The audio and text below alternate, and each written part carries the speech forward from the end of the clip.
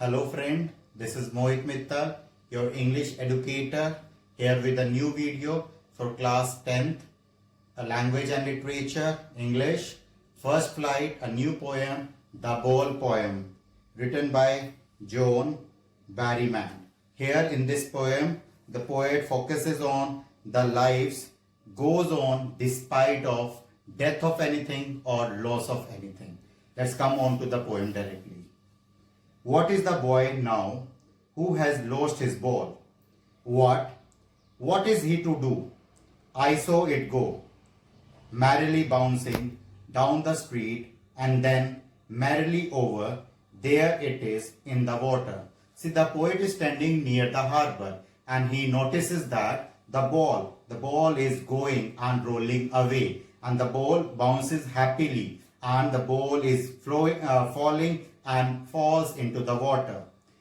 Merrily bouncing, merrily over, there it is in the water. And he asks the reader that what the boy should do now. No use to say, oh, there are other balls. The poet thinks of consoling the boy by saying that he could purchase other balls. An ultimate shaking grief fixes the boy as he stands rigid, trembling, staring down. And he knows that the false consolation will not make the boy feel better. And moreover, the poet sees that the boy is grief-stricken, and moreover, he's trembling with pain. All his young days into the harbor where his ball went. And moreover, the poet thinks that the way the ball has slipped off, the way the ball has slipped off is the way the childhood has slipped off. I would not intrude on him. The poet feels that it is wrong, interfering in between. A dime, another ball is worthless. Now he senses first responsibility, and giving him money to purchase another ball is all a waste. And moreover, his first responsibility. And this way the boy understands that it is his first responsibility, and he understands that bearing the ball or bearing the loss without regret is his first responsibility. In a world of possessions, people will take ball will be lost always, little boy, and no one buys a ball back. The poet says that the material things, etc., like ball, etc., are temporary, they are not for long. And moreover, money is external. He is learning well behind his desperate eyes, and he says that the ball which he has taken here, the ball is a symbol of one's possession. Somewhere, like the poet says that one will lose it and it's not easy to regain, but the person should understand and accept the loss.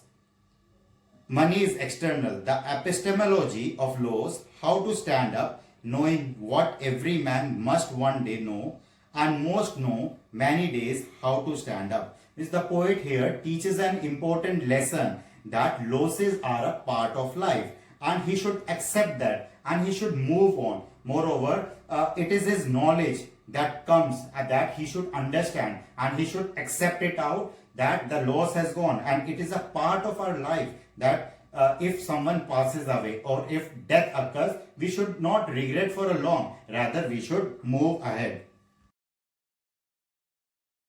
So let us see what are the poetic device used in this poem.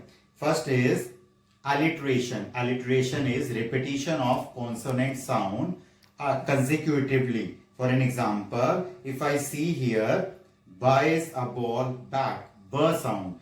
It is repeated, buys ball back. Then man must, m and n. The next poetic device used is anaphora. What anaphora is? The words which are repeated consecutively after line.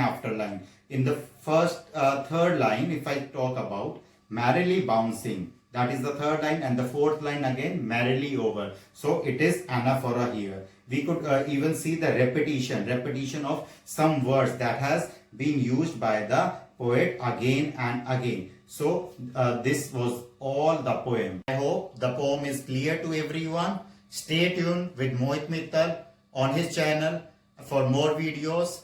Please don't forget to like, share and subscribe my channel. Thank you. Have a nice day.